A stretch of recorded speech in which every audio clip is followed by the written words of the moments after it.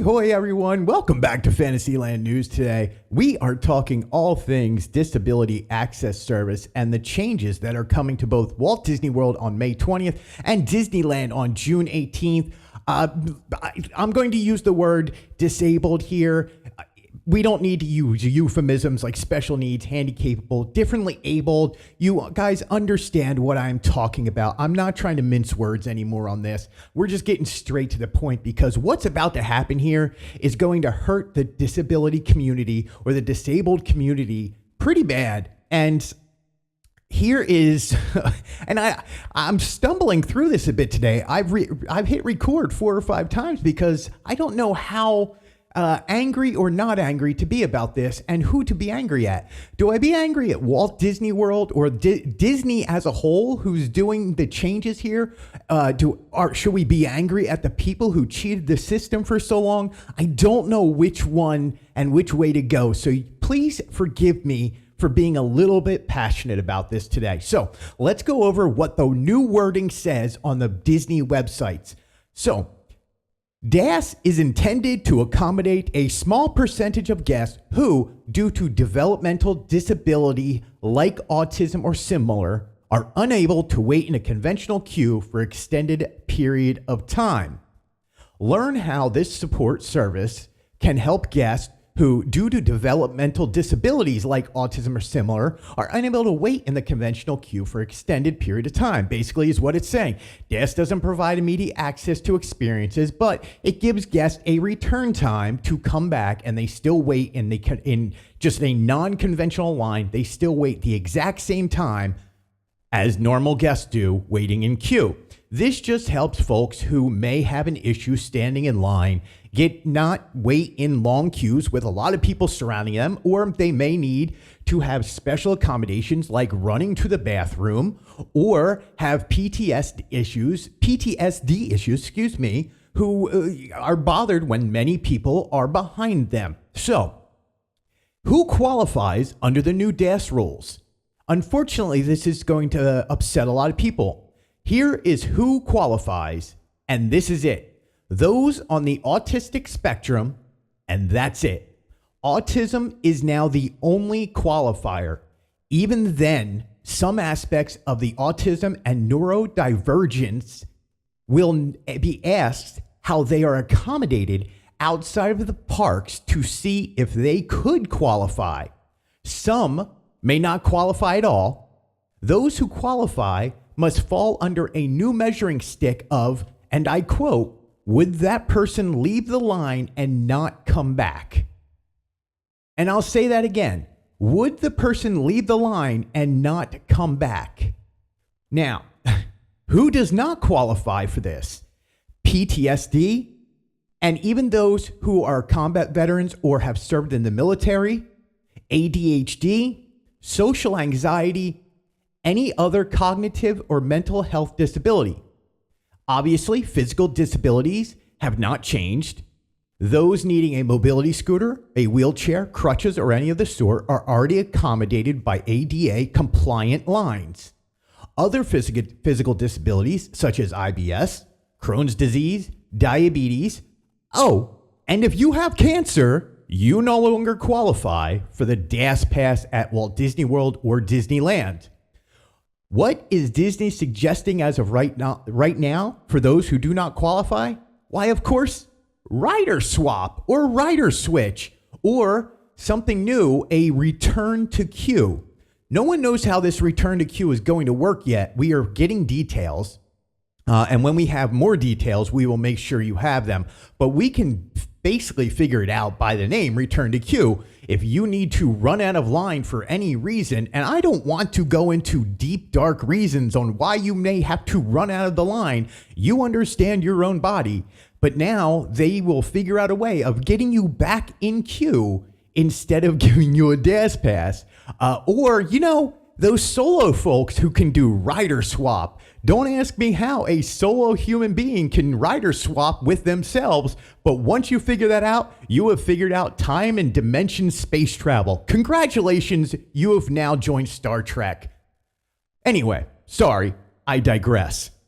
Rider swap obviously is for families and is used just like child swap, where one parent would go on the ride while the other parent waited with the child who could not go on the ride. Ride's over, you go back to the other parent. The other parent gets to go on the ride.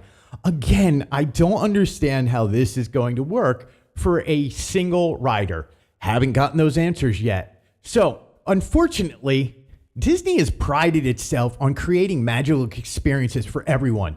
The programs like DAS is crucial for all guests with disability to fully enjoy the park. You will forgive me if I go off script for a second. I want to talk about Disney and mental health. I am no mental health expert in any way, shape, or form, so please do not think that I am. But I am speaking from personal experience.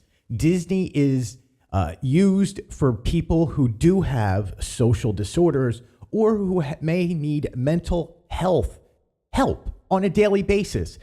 Listen, here's some of the things Disney does. It's an escape from reality. Disney stories and the worlds offer a break from daily pressures. Immersing yourself in familiar characters, fantastical settings, it can absolutely trigger positive memories, promoting relaxation. It does reduce stress. A lot of the Disney stories promote positive messages, and they can be uplifting. They can provide encouragement during very difficult times. And with mental health challenges, sometimes that positive effect can release the endorphins and serotonin levels and just make you feel better about what's going on. It can give you also an emotional connection. Characters can be relatable. Emotions like fear, sadness, anger, seeing these emotions normalized inside the parks really does help. It can validate and be helpful. It can also help children learn to navigate their own emotions. There is a big community and a shared experience in Disney. A lot of people do not have that connection to other human beings except inside of Disney, in the Disney bubble, at Disney World, at Disneyland. And look, take it from me, it's also a place for imagination and playing. You can engage in the stories. You can see the characters in real life. It's important to note, Disney is not a cure-all. It's just a way of coping with everyday life, and especially with mental health challenges. It's very important. So these challenges and these changes to DAS, unfortunately, are going to affect a great many people who deal with mental health issues, social issues, but also just deal with physical issues. And the physical issues, again, are just as important. Disney should not be shutting out anybody who may have a physical disability. And I'm talking visual. I'm talking stomach. I'm talking Crohn's disease, IBS. I'm talking all things like that. So knowing that these new DAS changes are going to affect everybody really has us questioning what is going on.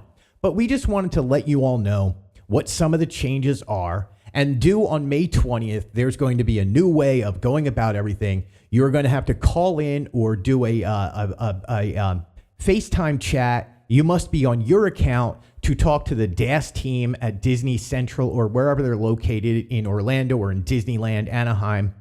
You're going to talk to them. The cast members are going to push to you and talk to you more about rider swap and return to queue. Again, we've already talked about that. But the DAS itself is going to be very limited. And as they have it put, it's going to be for autism or developmental disabilities, and it's mostly for kids. So be aware of the changes. Be aware that May 20th, this all goes into effect. Once more information drops, we will get back to you. Until then, what can we do? I will be back next week to explain it all and see where we stand. And then we can talk more about if there is such an issue, who you can contact, what you personally can do.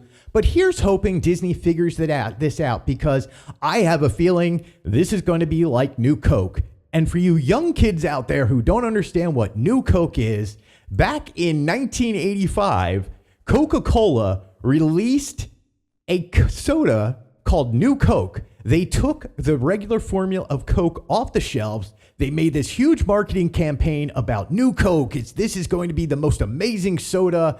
And then within 3 months, they had to pull all the new Coke off the shelves and return the classic formula of Coke back to the shelves. Since 1985, you have been drinking quote unquote classic Coca-Cola because the new Coke blunder. 3 months. It took Coca-Cola 3 months to figure out that they've blundered. Let's see how long it takes Disney to figure out that they may have blundered on the disability access service. Thanks all. Hit subscribe. Thanks for listening. We'll be back tomorrow. Thank you all so much for watching and listening, especially if you made it this far. Congratulations. You made it to the end. Thank you from all of us here at fantasylandnews.com. We appreciate it.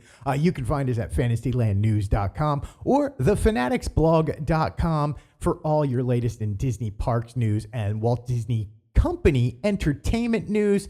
Please like, subscribe, share this out, all the normal things you have to say. And again, go to Fantasyland News on Instagram. Please go to our Facebook page. I know we're old people. Facebook page, hit subscribe. Again, that's Fantasyland News on Facebook and Instagram. And we hope you have a magical day.